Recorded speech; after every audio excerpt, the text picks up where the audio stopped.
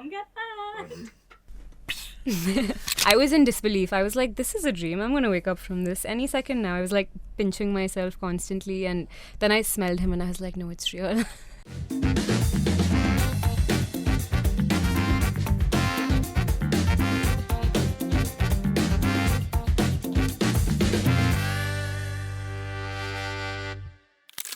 All right, guys, my guest of the day is Aaliyah Qureishi. If you're living under a rock, it's time you got out of that hole. Bandish Bandits 2 is something that she stamped her class all over. It's streaming now on Amazon Prime Video. It's directed by Anand Tiwari. Really spectacular series. And I was thinking they reached the zenith of what they could achieve in Bandish Bandits 1, because it's so difficult to do. Shankar-Ehsaan Loy, music, lots of young performers, Shreya, Hrithwik, and of course stalwarts of the ilk of Nasiruddin Shah and Atul Kulkarni. But what Anand Tiwari and the crew have managed to do this year is make it bigger, better, bolder. There's more variation in terms of the voices and the music composers. And what Alia has done is she's not only acted in it, she's also sung in it. For those of you who want to follow her on Instagram, it's Jhalli Verse, and Jhalli is a performing name. What's up? How are you? I'm good, Hrishi. How are you? Excellent. Couldn't be better. So listen, this is an interesting journey. You start with Jawan, Atlee's Jawan, which is a bona fide blockbuster hit. We will come to that. But how did you get cast for Bandish Bandits? The fact that you're a musician, did that help? Did word get to Anand that, hey, there's this girl who can play an instrument and sing, and that's how you got invited for the audition? Tell me the story. So, ironically, you mentioned that I'm a musician. I had just finished playing NH7, and I was like, it was the second day. I was playing on the first day, and I got this like kind of WhatsApp message, which is how casting directors reach out, and it was for Bandish Bandits 2, and I had watched Bandish Bandits 1 obviously, and I remember telling my friend that like, damn, I wish I had an audition for this, I would have killed like any character, any of the musical characters. But then, as luck would have it, I got to audition for the second one, and I think it definitely helped that I was a musician, because Anand had said many times that season 1 was actors telling musician story, so he wanted season 2 to be musicians telling musician story. And so it definitely helped, but I don't think anyone like recommended my name for it. I think they just knew me as an actor. But I, being the Enthu cutlet that I am, I carried my guitar and I was like, guys, can I play? And they were like, she's not a guitar player, she's a keyboard player, but sure, So I played one of my original songs, and I think he heard that, he liked it. Then I got a call back for a screen test with Hrithwik, and I think that went well, because then I got cast after that. The key word as far as her character and Hrithwik is concerned is collaboration. I love that. Musicians use that a lot. Musicians actually like to hang. All my musician friends say the most important part of being in a band is just to hang out. Yeah. You might play, you might jam, but the other end of the spectrum, you just spend a lot of time exchanging ideas and things like that. And really, in that aspect, your character, what is her name? Ananya. Ananya is very interesting, because she believes that mathematics and music go hand in hand. And I find that absolutely fascinating. And as a musician, when you read that in the screenplay, you must have found it even more fascinating. I loved it. So I am a bona fide nerd. I have been super academic my whole life. We actually had a lot of similarities, Ananya and me. So when I read the script, I was I read the first description of the character and I was like, this is me. Like, oh my God, if I don't get this, I should just leave acting, because this was made for me, this role. And so I actually loved the mathematical part of it, and I think that's, it's just such a beautiful melding of two disciplines of music and math, which are both so like whole and complete in themselves, and I think it's a very, as Radhe would say, a very unique idea to like blend the two of them. Radhe is Hrithwik Bhowmik's character. So there's one scene in which the Fibonacci sequence comes up. I don't know if you call it the Fibonacci or Fibonacci sequence comes up. Yeah. And I'm not going to tell you more, give you more spoilers. Go and watch it. It's very interesting. So she's basically a keyboard player. That couldn't have been easy to do because your instrument of choice is the guitar, isn't it? Yeah. So talk to me about that. Talk to me if you ever had any piano or keyboard experience before, and if not, how you managed to wing it. I actually feel so lucky because I have always wanted to learn keyboard in my life, but it's just been so confusing to me. Like since I was a kid, I've tried. I've taken lessons. I've had to learn. I was in music school, and I've had to take keyboard lessons. But beyond what the syllabus required, I would never do because I was like, this instrument just does not make sense to me. And I'm so comfortable on guitar and ukulele and bass and stringed instruments that I was like, why? Maybe it's just not for me. But then because of the character and because Anand needed me to be kind of fluent in that, I had to learn. And I think that's one of my favorite parts about being an actor is just getting to learn skills for your roles. Like for Jawan, I had to learn how to fight and gun training and stuff that I would never do in a million years if not for the role. And for this, I had to learn keys. And so I still to this day I've kind of been playing on my own even after the series ended. And it's like my guitar has been collecting dust because that's how much I've been playing keys since the show. So when you say you went to music school, that's not just for the series. You went to music school before. Yeah, I was always a musician. Yeah. Which school? Which school is that? So I went to Musicians Institute in LA, and then I went to TSM in Mumbai. TSM. In fact, we've been in regular touch with Ashu. Mm-hmm.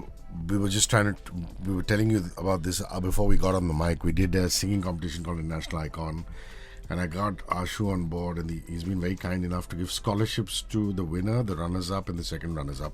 Of course, now the campus is no more in Perel. I think it's in the Nitin Desai Institute. Yeah, I was only with them for 2 terms because then COVID happened and then I left. But and you were in Perel? I was when they were in Perel, yeah. So that's one place that you went to. Interesting. And the LA experience, how long was the Music Institute? So that was a year, and then I did 4 years before that at USC where I was studying songwriting at USC and psychology. Wow. Yeah, so your major was psychology. Yeah. And you I minored in songwriting, and I did a lot of acting classes even though I couldn't do enough for the theatre minor, but I had all my electives were acting and theatre classes. So always loved both of them. But you're basically a Bombay girl and you went to the US to study. That's what you did. Yes. And in the Musicians Institute, do you major in something? You have different programs. It's very cool because it's like a rolling admissions basis. So it's more like a trade school. So you kind of go there, and the aim is not to stay in the classroom. The aim is to play with your band and get out there and just get as much experience, which is what I did. I went and I played at the Hollywood Live House. I played at Whiskey A Go Go, these really iconic venues. Dude, Whiskey A Go Go is where Jim Morrison from The Doors had one of his very famous incidents. You go and Google it and you'll find out more about it. Yeah, Whiskey A Go Go in LA. And apparently it's a really hole-in-the-wall kind of place. It is. It's very hole-in-the-wall. With graffiti on the walls and things like that. And I did add my name to the green room. Such greats have performed there, yeah? Yeah, but all the best places are, it's... at least music in the US, it's always a very grassroots kind of... Not always, but generally a lot of the icons start out in these places. And that's why it was very cool and iconic for me to play there. And yeah, it was just one of my favorite nights. So, when you studied songwriting, who's a songwriter that you really admire? So many. The Beatles, John Lennon, Joni Mitchell.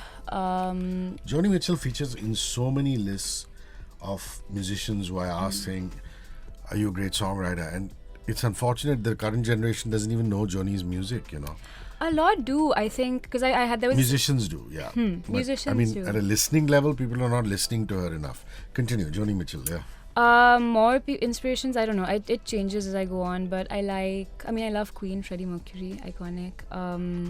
So many. Lana Del Rey, people who I would imagine your age, 4 of the 5 artists you've named are all classic retro artists. I feel very much at music. home. Yeah. Oh my gosh. If you ask me my favorite singer, it'll be all they're all dead unfortunately, but Whitney Houston, Amy Winehouse's, the Beatles, most of them, half of them are not there anymore. I'm going to stop talking about death, but yeah, I love a lot of the older musicians. So how did you get into this music? I don't know, was your dad, your mom playing these records at home? Yeah. Or were they passionate about this music?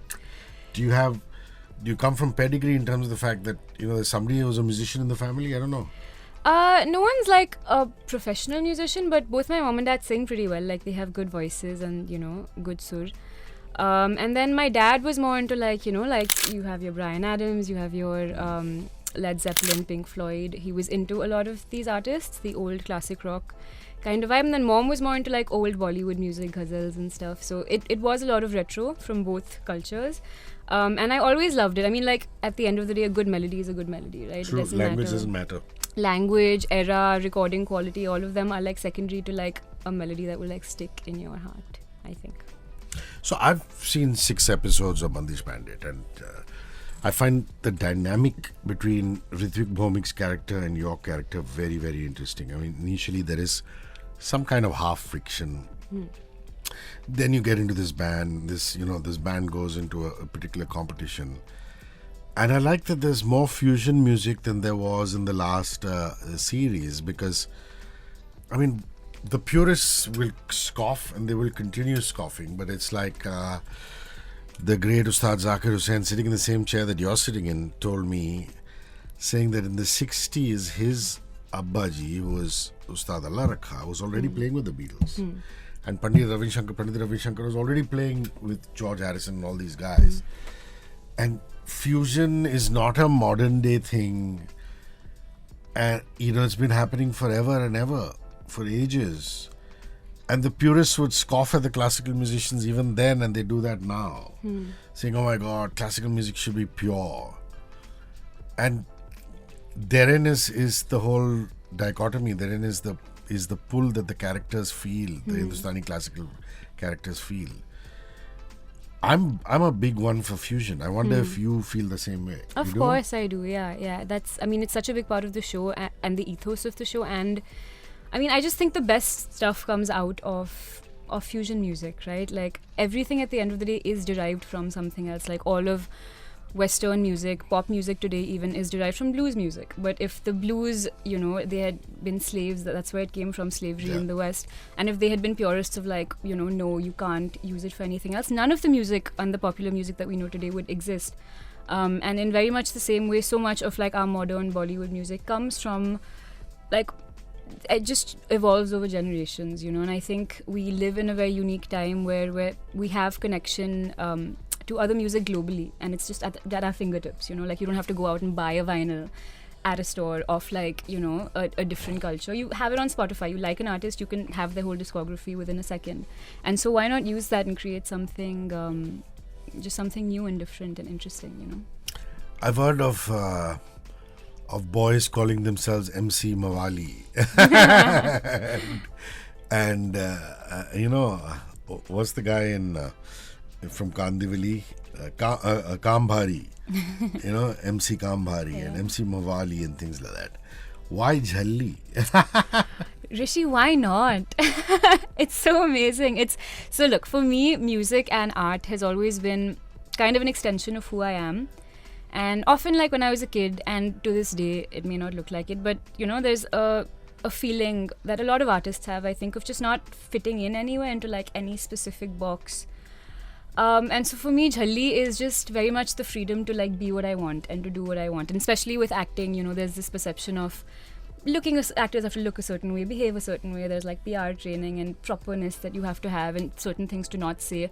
And for me, I think it just doesn't feel good. So I just do what feels good. And Jhalli always reminds me to just kind of keep that authenticity and the reason I got into music and art in the first place. But Jhalli actually literally means... a crazy girl, a mad girl. Is a bit of a freak. I know, I love it. Aren't freaks the best? Aren't all your favorite musicians freaks? Yeah, in a way, man. In a way. It's crazy.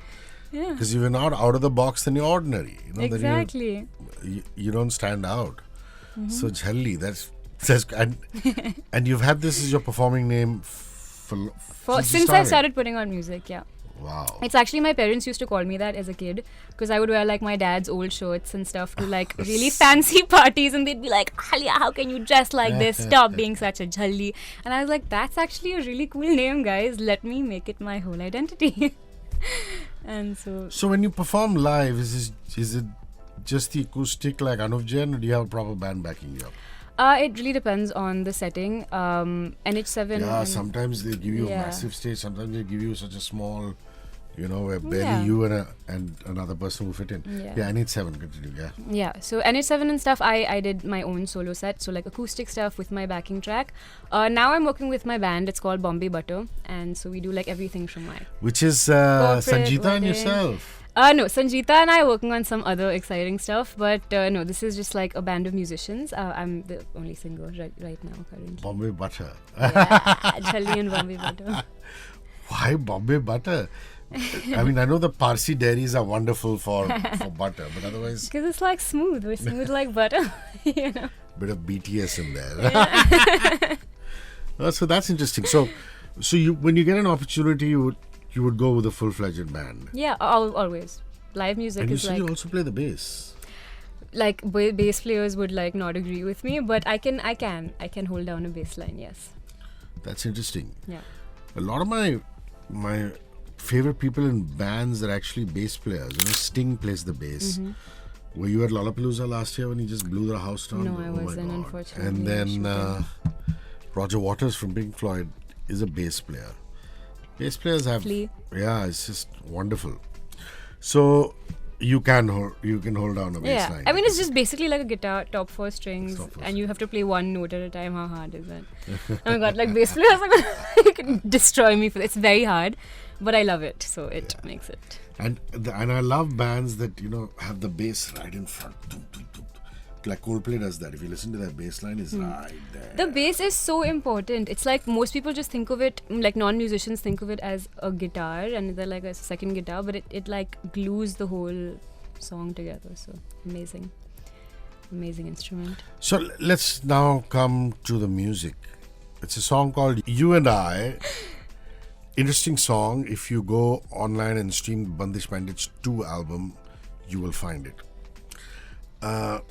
There's some vibrant pictures of you and Shringarpure. What is his first name? Sawmill and you. Yeah. It looks as though you had a good session of composing in the studio, and there's nothing like a great song coming out of a studio session. It must feel so good. It was amazing, and we had the best time. We had a ball of a time writing the song, because so Anand sir was with us for that first kind of brainstorming session, Anand Tiwari, the director, and he was like very clear about what he wanted from the song. He was like, okay, you know the show, Alia, you've been in the show, you know all the relationships between the characters and like all the drama and all the tension, and so we want a song that's very, like colors of the wind, smells of the earth, kind of like that kind of metaphorical vibe.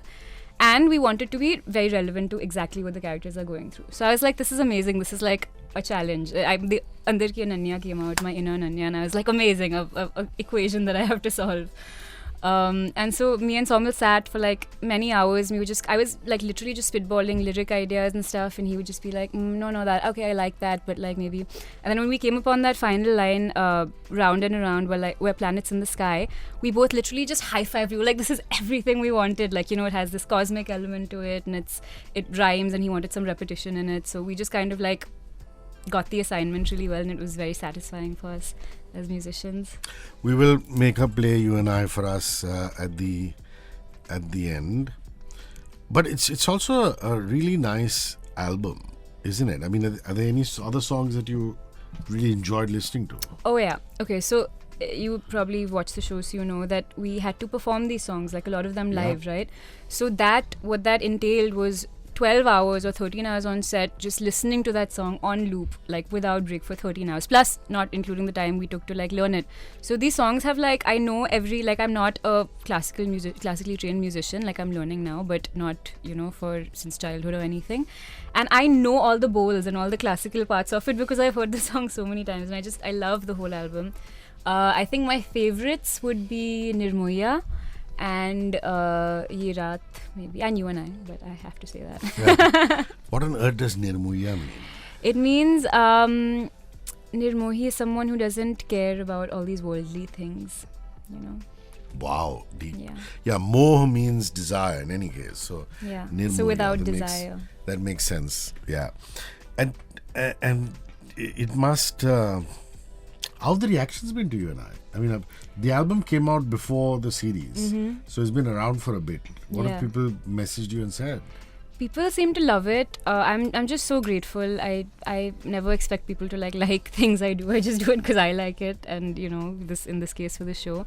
But every time someone like messages me or they say they like my voice or like I don't know, I've been getting lots of good messages, thankfully, and I'm just really grateful.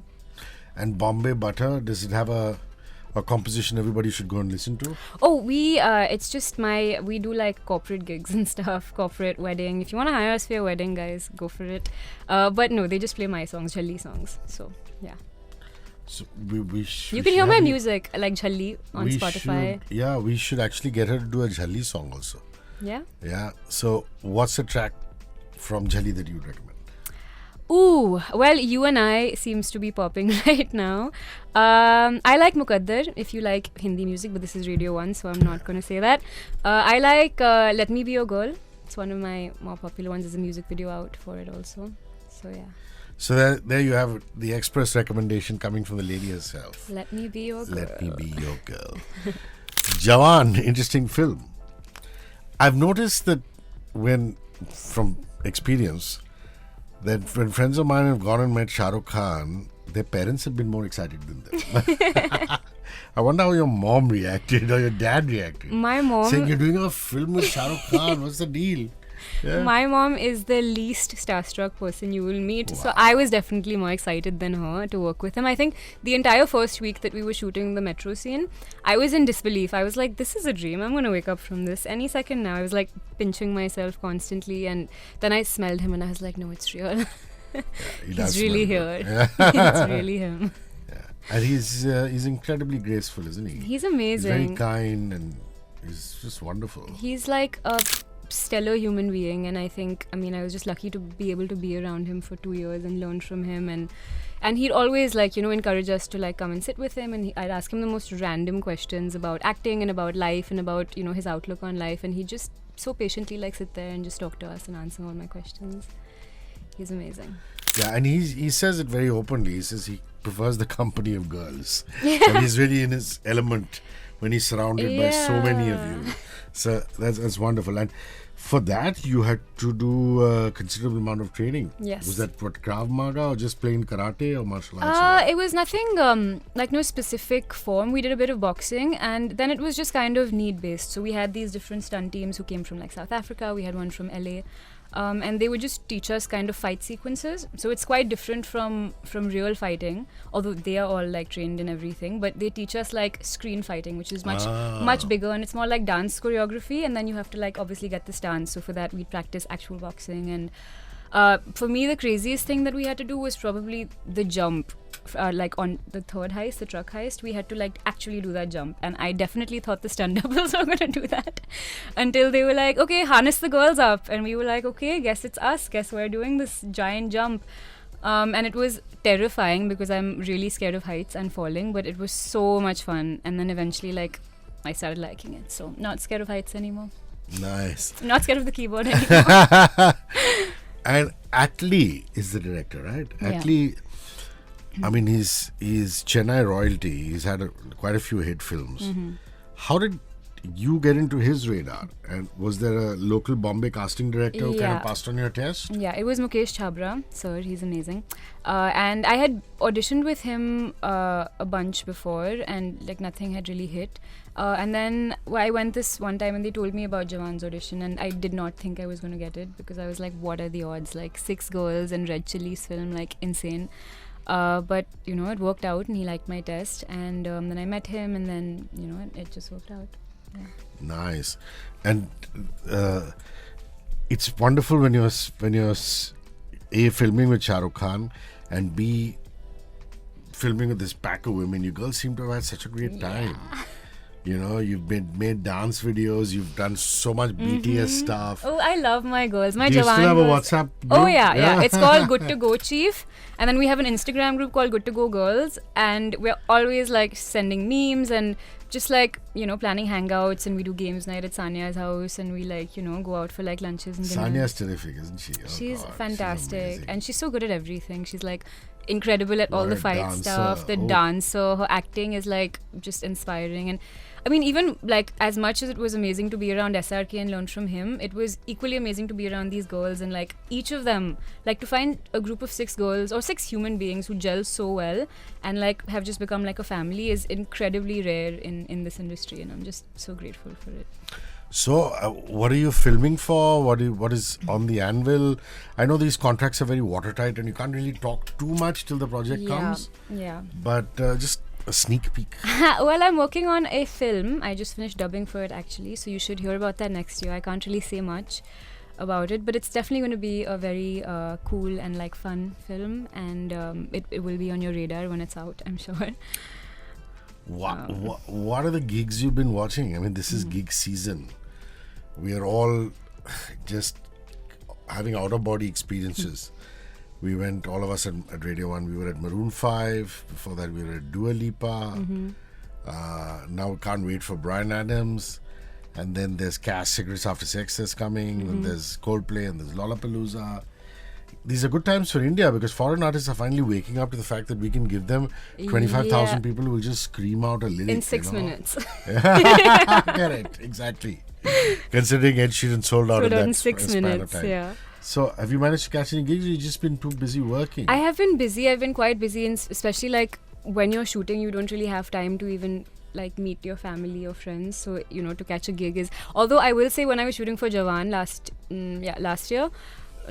Yeah, when the Strokes came to town, I didn't even go to anyone else in Lola. I just went, and I told my manager, like my music manager then, I was like, please, you have to get me like backstage passes. I need to meet Julian Casablancas, who's one of my favorite songwriters. And I ended up meeting him backstage. What are you saying? And we chatted, and he was really confused. He was like, where's the friends and family section? And I was like, I don't know, but I love you though. Like, you're great. And then we ended up like taking a picture together and chatting, and like, you know, just like he was taking shots with people backstage or something. I heard. I didn't take one with him, unfortunately, but you know, so I when I want to catch someone, like I will make sure it happens. But yeah, in general, I've been kind of busy. Well, we wish you a lot more work. It's always great to be busy. Yeah. Is there a travel destination you've been to and you go, Alia, this is so good. I wish I could be here all the time or live here more? I like Amsterdam. Beautiful place. Yeah, really nice. Architecture is great. I like the culture. So I was recently there with my family, so it was fun. So listen, is it only going to be composing for yourself and the gig scene, the band scene? Or are you actually composing and sending stuff to movie and OTT guys too? I have worked on like some films. So I had a song, my original song in this film by Aditya Kriplani called Not Today. It's a really nice film if you guys want to catch it. I don't know where it's out exactly, but it's about suicide prevention and stuff. So I had a song in that. That was a few years ago though. But yeah, whenever the opportunity arises, like I always, you know, grab it with both hands, like any opportunity to sing and perform. And in the film that I'm doing next that I can't speak about, I am singing a little bit. So you should get to hear some of that as well. Awesome. And now, before I say bye to you, we'd love for you to play You and I for us. Your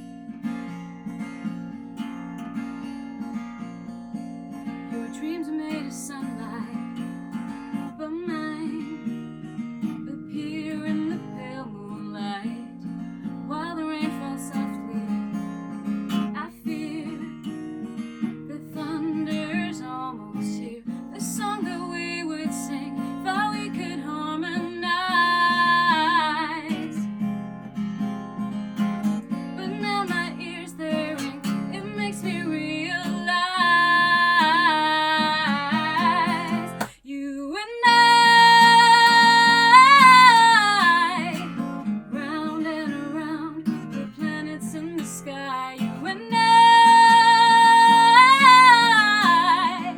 lost and we're found, but never say goodbye. You and I, you and I, you and I,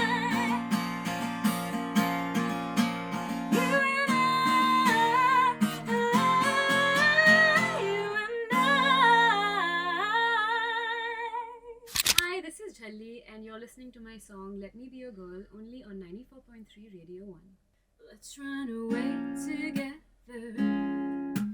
I know we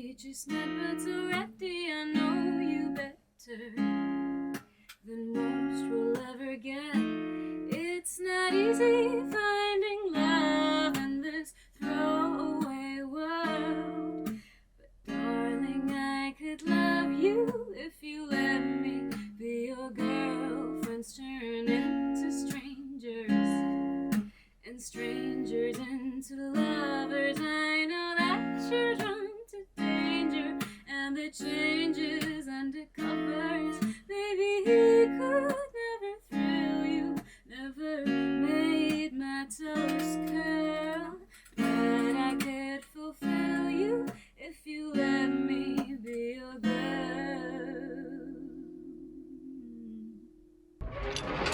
94.3 Radio 1.